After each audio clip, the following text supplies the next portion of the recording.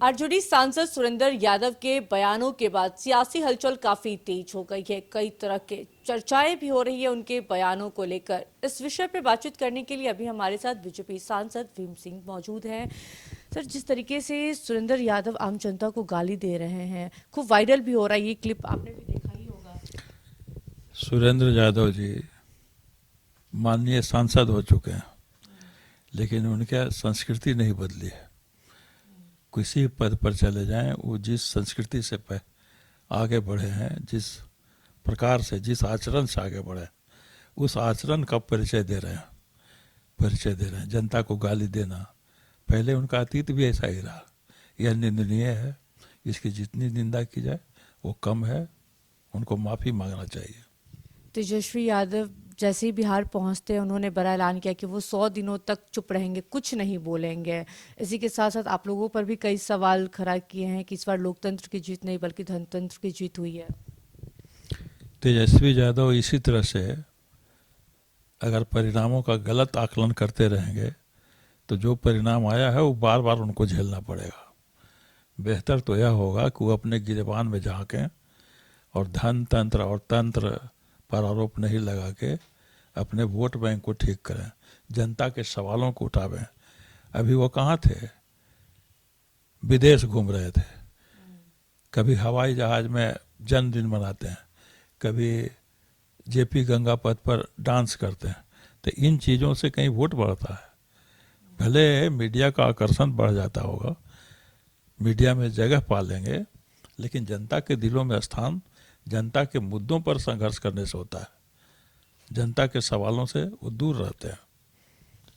खरमास के बाद ये कहा जा रहा है कि आरसीपी सिंह की वापसी हो सकती है जेडीयू में, जिस तरीके से आरसीपी सिंह ने कल बयान दिया है। अब आरसीपी सिंह जी कोई इल्हाम हो रहा है कि हम नीतीश कुमार जी हमारे नेता हैं। ये तो नेता थे ही, छोड़े क्यों? उनको छोड़ना नहीं चाहिए था। नीतीश कुमार जी में अगर पूरा आस्था व्यक्त करते हैं तो ये अच्छी बात होगी। नीतीश कुमार भी यात्रा पे निकलने वाले हैं। उनके यात्रा से लोगों को किस तरीके से संदेश मिलेगा और किस तरीके से समाधान किया जाएगा समस्याओं को? श्री नीतीश कुमार जी अद्भुत नेता हैं, मेहनती नेता हैं, विद्वान नेता हैं। मैं उनको पिछले 40 साल से उनके साथ काम किया हूँ, जानने का नहीं, मैं उनके साथ कमेटी में काम किया हूँ। वे इतना मेहनत करते हैं। चुनाव के दरमियान भी आपने देखा, सबसे पहले चुनाव प्रचार में निकलने वाले वही नेता थे। तो आज फिर से वो यात्रा पर जा रहा है। यात्राओं का तो रिकॉर्ड उन्होंने बना रखा है। इस 20 वर्षों में 20 प्रकार की यात्रा उन्होंने की है, 20 प्रकार की यात्रा लगभग। तो इन यात्राओं से काफ़ी जनता को फायदा होता है। विकास की योजनाएं और उनकी घोषणाएं सर जमीन पर उतर रही हैं कि नहीं, उनको देखने का अवसर मिलता है और उसके निराकरण का अवसर मिलता है। तो इससे काफ़ी लाभ पहुंचता है और यह उनका मेहनत जो है सो बिहार के हित में होता है। यह स्वागत योग्य है। जी, विपक्ष कह रही है कि कई ऐसे विधायक हैं, एनडीए के कई ऐसे विधायक हैं जो हमारे संपर्क में हैं, और जो एनडीए वो कह रही है कि कई ऐसे विपक्ष के जो विधायक हैं वो हमारे पाले में आने वाले हैं। खरमास के बाद एंट्री होने वाली है, तो क्या कुछ होने वाला है खरमास के बाद? देखिए, इस तरह की बयानबाजी चलते रहता है। अब बताइए, एनडीए के विधायक इंडी गठबंधन और जो यहाँ का अलायंस है राजद, राष्ट्रीय जनता दल, उसके संपर्क में रहेगा?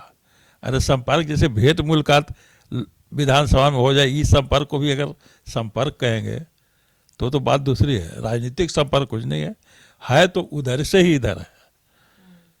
इसलिए कि साइंस में भी क्या होता है, विज्ञान में भी कमजोर से मजबूत की ओर ना आकर्षण होता है। जो चुंबक में ज़्यादा बल होता है उस चुंबक की ओर लोहा आकृष्ट होता है।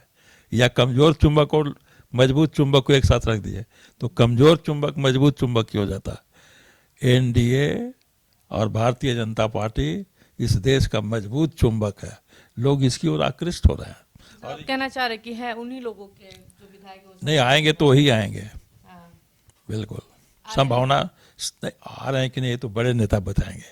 हम उस स्तर के नेता नहीं हैं कि हमसे कोई संपर्क करेगा, लेकिन ऐसा होते रहता है और ये अचंभा की बात नहीं होगी। चलिए, बीजेपी सांसद भीम सिंह से बातचीत कर रहे थे, कई मुद्दों को लेकर हमने बातचीत किया। बातचीत के दौरान क्या कुछ कहते हुए नजर आए, सुना आपने। अपने सहयोगी चंदन सिंह के साथ मैं पूजा शर्मा, न्यूज़ 11 भारत, पटना।